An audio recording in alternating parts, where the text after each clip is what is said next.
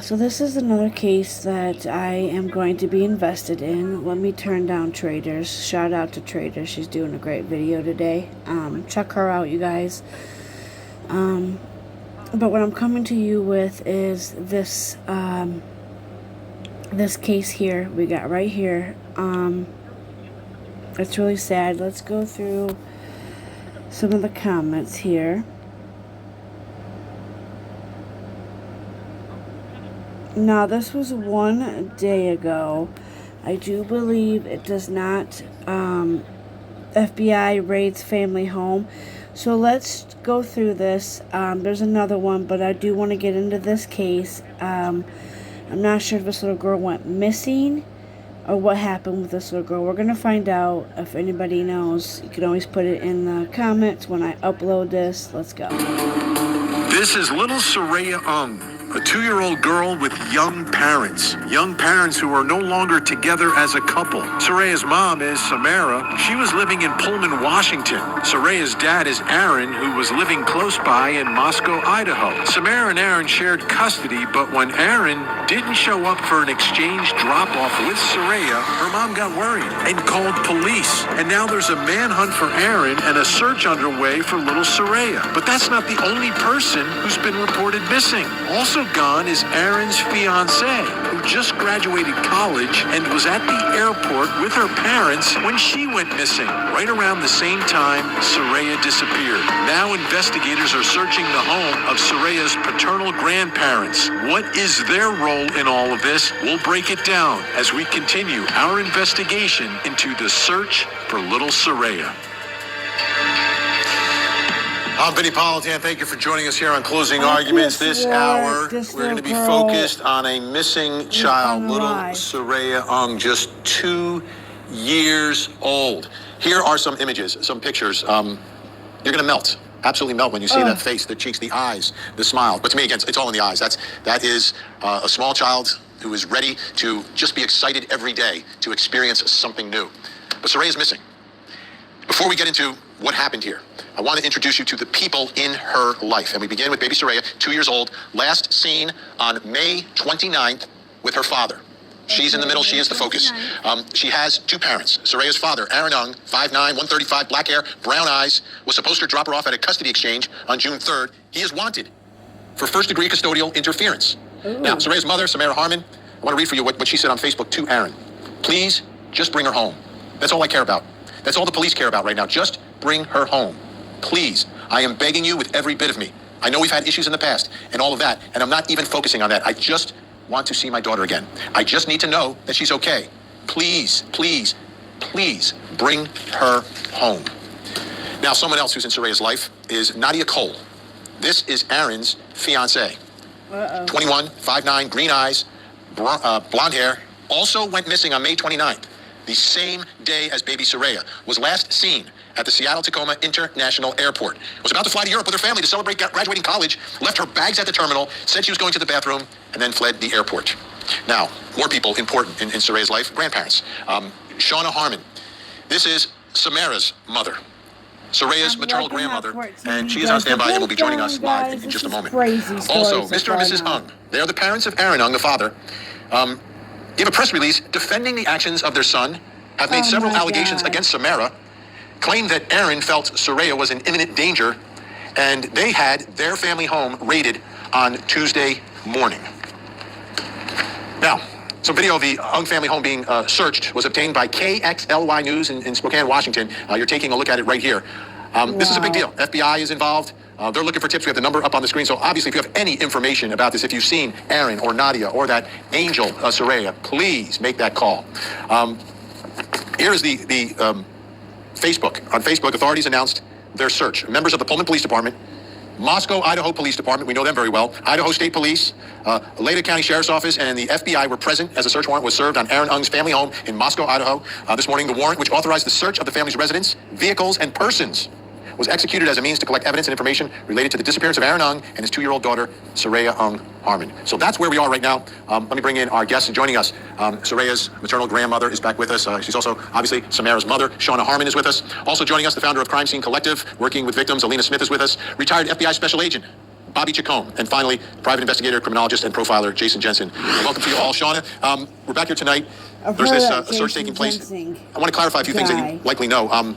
Did Aaron live there? How involved were the grandparents in Soraya's life? And have you spoken to the grandparents, the paternal grandparents? Have they reached out and said, hey, let's work together, let's find our grandchild? This is crazy, you guys. So I don't know if Aaron was living there recently. He had lived with them when he and Samara started dating, and they moved into an apartment, and they lived with me for a while. They lived with his parents again. And then from what I understood, he kept the apartment that Samara shared with him when they broke up. But when Soraya went missing, we found out that that's not where he had been living. But we were never updated on his current address, so I don't know for sure that he was living with his parents, but he could have been. Have they reached out and spoken to you? No, they have not, and they won't return texts or calls either. They were very involved in Aaron's life. So the 2-year-old I had some interaction with them when Samara and Aaron worked together because or still they were very involved in Aaron's life, and then Soraya and Samara's as well. And then is the biological mom missing? Who was around when Aaron had Soraya? We don't know anything about that. They didn't communicate anything with us, and just really didn't want any sort of communication with us at all. The one that's speaking. Bobby Chacon, retired FBI special agent, FBI working with Idaho State Police. This is, I think the folks out there in Moscow, Idaho, do the right thing, right? They've got a big case like this. They're bringing in the FBI. What are they looking for? What are they searching for? They got a warrant for the residents, vehicles, and persons. What do you think they're looking for? Well, they're looking for information that would lead them to where he went. So they're searching his history on his computers, his digital footprint. They're looking for, the reports that camping gear were taken. They're looking for anything that would aid him in staying on the run. And also, because of the way this case is unfolded, anything that his parents may have done to help him, it seems like the parents are in his corner and quite possibly could have assisted him. This is a custodial interference case. It's basically an international kidnapping now because they feel he's gone to Mexico. The FBI has many offices in Mexico. We have agents stationed there full time. So they're probably working with those agents down there to see where he might have gone. So they're looking for all of that kind of stuff, both digital and hard evidence that he took things that's going to keep him on the run. And of course, any evidence that the parents aided him in this. Jason Jensen, are you surprised tonight that we haven't heard of any sightings? This case is getting very high profile. The pictures are out there. People know about this, yet we haven't heard publicly about any sightings. If in fact we're looking for Aaron, Nadia, and a little child. Right, it is remarkable that we haven't had any updates, but given the fact that they're out of the country, it may just be that the information that we share here nationally just isn't getting an international reach yet. So that may be the problem, that people that see them regularly south of the Mexican border with the U.S. just haven't reached the right person. But it makes sense why law enforcement has stepped up to retrieve that digital evidence from the family, because I would think that they have had communications where you at, what's going on, where you stay now, or even understanding what family members live south of the border, and so they can get an idea where to look. Alina Smith, your thoughts about the latest development here with the search and the raid on the home of Aaron's parents? Well, I mean, I think it was a great development. They did see several bags of evidence. They did interview the parents. There's been a lot of chatter about there may be an impending arrest for just the father right now, Aaron's father. So I do think they may have found some things. It's going to take at least several days for them to log everything and go through everything. But I think they're having some headway here. And I think that Nadia's parents are, I think they know more than they're letting on. I think that maybe they are helping assist, especially with the law enforcement, because maybe they have felt that Aaron has been an issue, and they're like, this is why we were trying to leave. This is why we wanted to, bring her to Europe to maybe, change the path of her life. And, we saw the red flags, and now we can't believe this happened. Let's see what we can all put our heads together. And, they may have helped out in this as well. And that's why they're staying silent. Yeah, it doesn't matter how old our children are; they remain our children, even after they graduate college, right? We want to know where our child is, and that's the position they're in as well. Our guests are staying with us. When we come back, we're going to take a look at Nadia and what exactly is her role in all of this. How is she being perceived? Is she a victim? Is she a victim or is she missing? I don't know, you guys. This case is Hurry was the motto on the set. Alec Baldwin claimed it against Alec Baldwin, who is wanted. There is an international manhunt for him because he is absconded with little Soraya, his 2-year-old daughter, who shares custody with Soraya's mom. I want to put up on the screen, this is a press release from the Ung family, Aaron's parents. It was really strange. It was really bizarre. I thought parts of it inappropriate. But let's take a look and listen. Aaron Ung and Nadia Cole are extremely responsible, resourceful, smart young adults with excellent work ethics. Aaron is an operations manager responsible for teams across multiple business divisions with a goal to join the National Guard. And Nadia, a Washington State University graduate with a high GPA, was studying for her law degree. They both have high moral standards, a strong sense of justice, right and wrong. Both are very compassionate and loving individuals. Soraya, our most precious granddaughter, is in very capable hands. Our family's observation on the inside is that they acted on Soraya because they felt she was in imminent danger. Our family observed how much Nadia took to loving Soraya and caring for her like her own daughter. And we do have images of them together. Nadia's family has spoken out. This is from her parents, Nadia's parents from Fox News Digital. It is with deep concern and heavy hearts that we address the public regarding the sudden disappearance of our beloved daughter Nadia. Nadia was on the brink of embarking on a celebratory family vacation trip to Italy, a trip she and her mother had eagerly planned for over a year. Her parents added, but their exciting plans turned into a nightmare when Nadia left her belongings at the gate to use the restroom and never returned. From KREM in Washington, Nadia is cherished by the hundreds of people who know her, and the circumstances surrounding her disappearance are entirely out of character for her. We are utterly devastated by her disappearance and are fervently praying for her safe return. And you see, she's on surveillance, fleeing that airport. Let's bring back in our guests. Little Soraya's grandma, Shauna, is with us. Shauna, how well do you know Nadia, and do you trust her to take care of your granddaughter if your granddaughter is with her right now? I have never met Nadia. Samara has never met her officially. She had, I think, one interaction with her where Nadia yelled at her from a car window, you should not have that baby, which we think was things that she had been told. We do know that Soraya loved her. Often Soraya would come home hungry, disheveled, shorts in the rain, dirty, but sometimes she would come home with her hair done in a cute outfit, and she was like super happy, and she would talk about Nada, and we didn't know who that was. In hindsight, we think that was Nadia, and so we are taking comfort in hoping, I guess, that Nadia is with them, because we think she does take good care of Soraya. We know Soraya loves her, if that's Nada, that's all I really want to say. Do you have a message for her? Yeah, we're hopeful that she is. Would you have a message for her if she was listening? Yeah, come back. Tell us where you are, where Soraya is. People are worried sick about you and about Soraya. I know firsthand, Samara knows firsthand, what may have occurred to convince you to go. And if you're having second thoughts or you're second guessing or something is happening, just reach out. We'll help you as much as we can. Nobody is blaming you for any of this. Alina Smith, what insight do you have about her and Nadia and her relationship with her family? She's about to go to Italy to celebrate the amazing accomplishments in college, and then she just leaves. I don't have a lot of insight. Mine is purely speculation. I do feel that Nadia is I know her mother is European and probably from like a Slavic descent, and I feel that personally I know this because I am as well, and if she was raised that way, the same way that I was raised, I know that her values are probably very similar to mine, and that her behavior right now is devastating her family, and with the way like her schooling and like how educated she is and how she had almost 4.0, this is going to destroy their family dynamics. This is how, and I know this doesn't matter to anybody else because there's a baby missing, but this is very embarrassing for them. They were probably trying to protect her from Aaron and maybe other things he's done. If they've been together for 8 months to a year, I guarantee you they saw red flags literally probably from the first month on. And bringing a child into her life at this point, they were probably telling her, you're not ready, come on, you have your whole life ahead of you. And honestly, I'm just speculating because I truly, I feel that she was probably raised similar to the way I was, and her parents just probably wanted the best for her, and clearly this was not it. Bobby Chacon, how do you think law enforcement is viewing Nadia in all of this? Well, look, if we what we know is we can go by what Samara has told us Aaron did during their relationship, right? He gaslighted her tremendously. He manipulated her. He threatened her. You can kind of think that he probably did the same thing with his relationship with Nadia. In fact, maybe not the threatening, but certainly gaslighting and manipulating her, a young girl who maybe have a crush, maybe thinks she's in love for the first time or something like that. So he's a manipulator. It seems like from reports he's a manipulative person, and so it seems like he could have co-opted her emotionally or mentally into doing these things for him. But look, she's involved in a very serious crime. Nobody forced her to leave that airport. She's voluntarily going on this international crime, and if she doesn't turn herself around and assist this, she could be caught up in this as well, and her future could be in jeopardy. You and I both went to law school, and we know that's not the way to start out a career in law, is by doing a federal felony. And so people who love her should try to get in touch with her and impress upon her the seriousness of the situation. Jason Jensen, do you see Nadia as the key to getting Soraya back home? Vinny, for many times I thought Nadia was the way to get Soraya back, but the longer it goes, and the more likely it is that, they can Google themselves or anything like that, the more it seems like she's a willful participant. So, at the early stages, you would think that her parents or family members would have influence upon her to come back, but it sounds like she's rejecting that as displayed by her behavior at the airport. Shauna, does Aaron have access to a lot of money? Does his family have money? Because you go on the run, you've got to survive. Right. How is she surviving? Yes. I don't know how much money they have. I don't know where it's kept. I know they own a lot of businesses. I know Aaron collected a small salary, but he was able to get money from his father for whatever he wanted. So he would buy, $200 to $500 outfit whenever he wanted to. He would spend money on hotel rooms and trips, and he definitely had access to a lot of funds, but I don't know where it is or anything like that. All right. Well, Shauna Harmon, thank you again for joining us tonight. We will again stay on the story, and I'm hoping, again, the next time we speak, you're telling me stories about cute things that little Soraya is doing. So thank you so much. The rest of our guests are staying with us. Up next, we'll put the focus onto Aaron's parents. Don't go anywhere. This is unbelievable. Thank God for it. So here they are. These are the Ungs, and this is from ungfamilystatement.com. They've been very vocal. So Aaron's parents have been very vocal in attacking Soraya's mom. So cute. And defending their son who has absconded with this child. And presumably with his fiancée. I want to read another part of the press release, which again is very...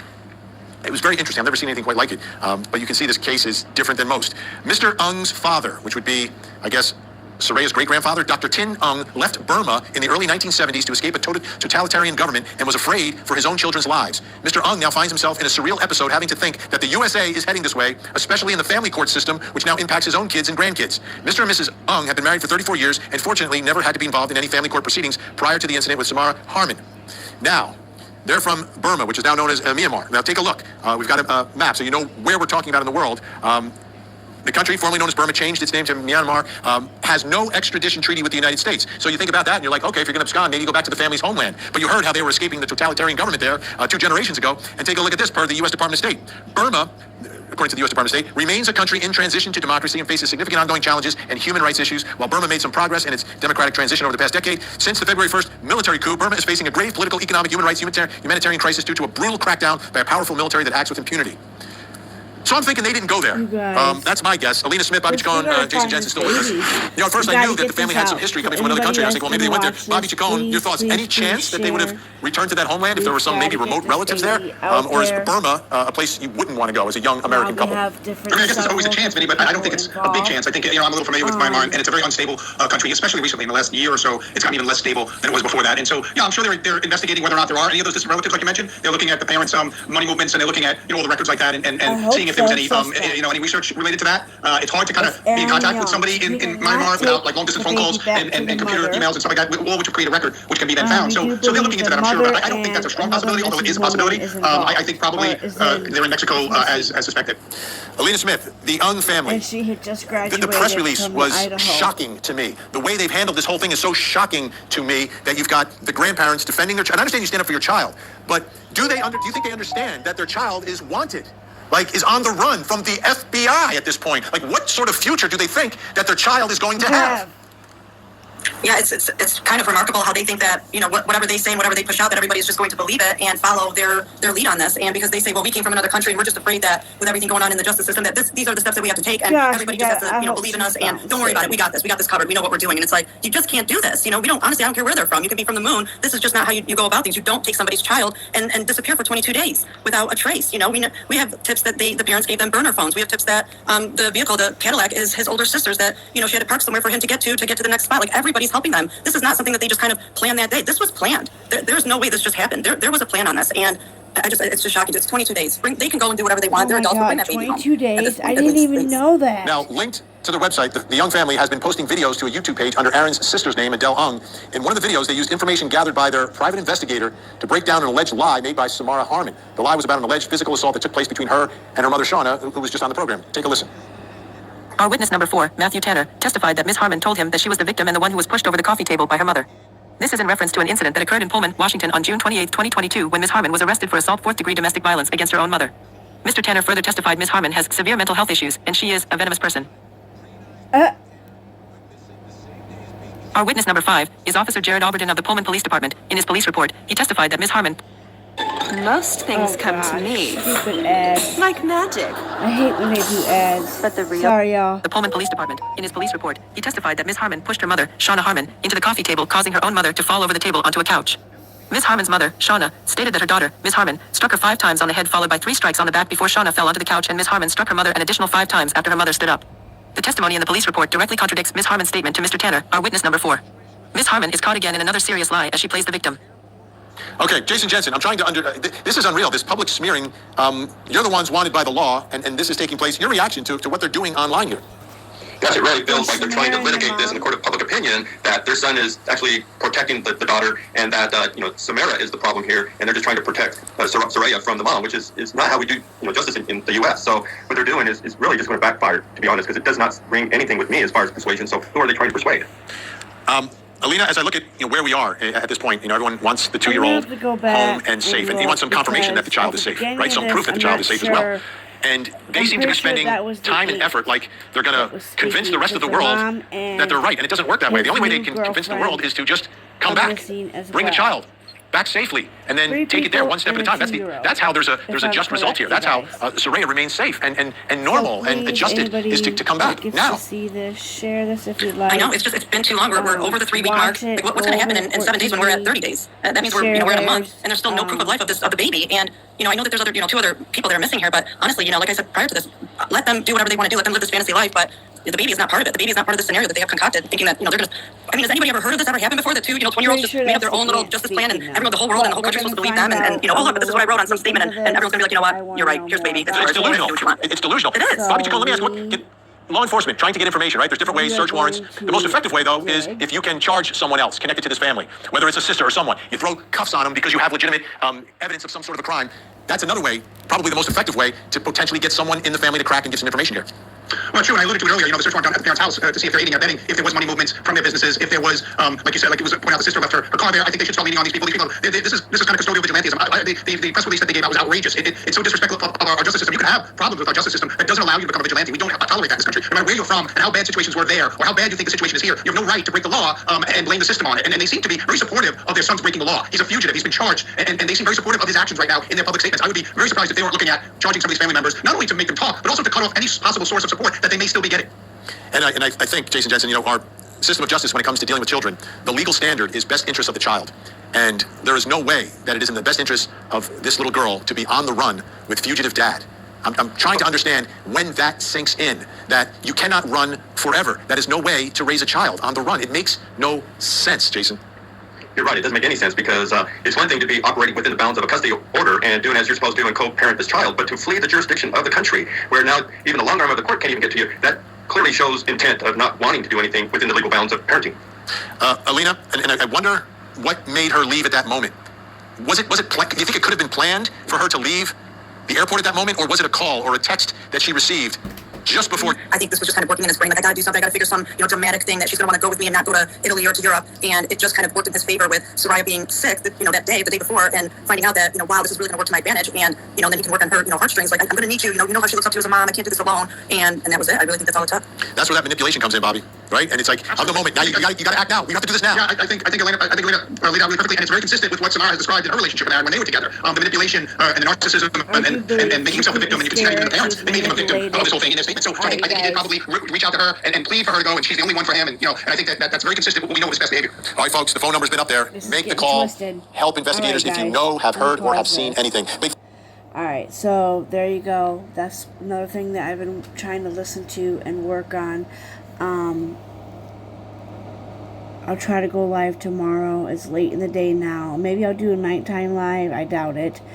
I'll see you guys tomorrow. But at least I'm putting out these shorts, getting out some of the stuff that's happening. I'm trying to bring it to you guys in the video. So please go like my shorts. I do need some more short helps. So anything helps. But I love you all. Have a great day. I hope you see this soon. Bye.